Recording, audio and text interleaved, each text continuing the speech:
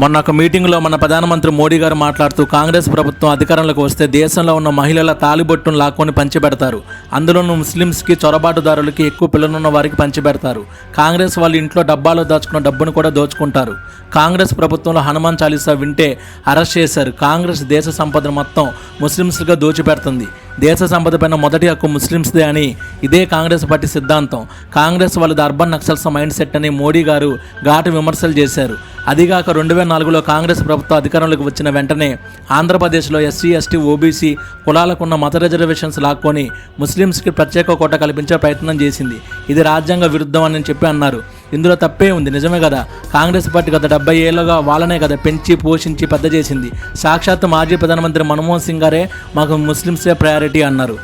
BJP అన్ని మతాలను సమానంగా చూస్తుంది. ఇదే బీజేపీ పార్టీ సిద్ధాంతం. మోడీ గారి వ్యాఖ్యలు కరెక్ట్ అయితే ఎస్ అని కామెంట్ చేయండి. కరెక్ట్గా